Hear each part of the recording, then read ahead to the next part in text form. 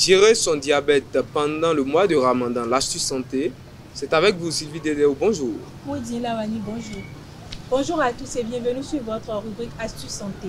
Le Ramadan est une période de jeûne importante pour de nombreux musulmans à travers le monde. Toutefois, pour les personnes atteintes de diabète, cette pratique peut présenter des risques pour la santé, notamment l'hypoglycémie, l'hyperglycémie, la déshydratation et les complications métaboliques. Il est donc essentiel d'adopter une approche prudente et de prendre certaines précautions pour jeûner en toute sécurité. Consulter son médecin avant de commencer le jeûne. Avant d'entamer le Ramadan, une consultation médicale est indispensable. Le médecin pourra évaluer la capacité du patient à jeûner et ajuster son traitement en conséquence. Certains diabétiques, en particulier ceux sous insuline ou ayant des complications, peuvent être exemptés du jeûne pour des raisons de santé. Adapter son alimentation pour éviter des variations de glycémie. L'alimentation joue un rôle clé dans la gestion du diabète pendant le jeûne. Au secours, repas avant l'aube, consommer des aliments riches en fibres, céréales complètes, légumes et en protéines comme l'œuf, le yaourt, les viandes maigres pour assurer une libération lente du glucose dans le sang. Éviter les aliments sucrés qui peuvent provoquer une hyperglycémie suivie d'une chute rapide de la glycémie.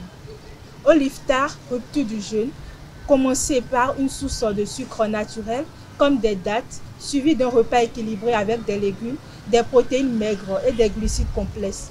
Éviter les fritures, les pâtisseries et les sodas qui peuvent perturber la glycémie. Boire suffisamment d'eau pour prévenir la déshydratation. La déshydratation est un risque majeur, surtout pour les diabétiques.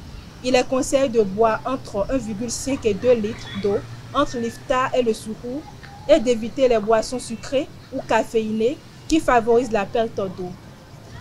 Surveiller régulièrement sa glycémie. Le suivi de la glycémie est primordial pour détecter toute anomalie. Il est recommandé de vérifier son taux de sucre plusieurs fois par jour, notamment avant le souhour, en milieu de journée, avant l'iftar et 2 heures après l'iftar.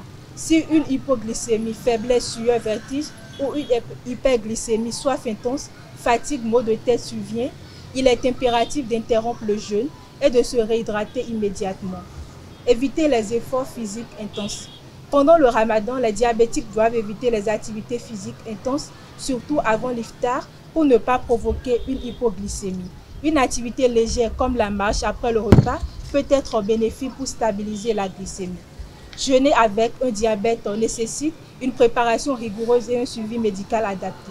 En adoptant une alimentation équilibrée, en surveillant sa glycémie et en restant attentif aux signes d'alerte, il est possible d'accomplir le Ramadan sans mettre sa santé en danger.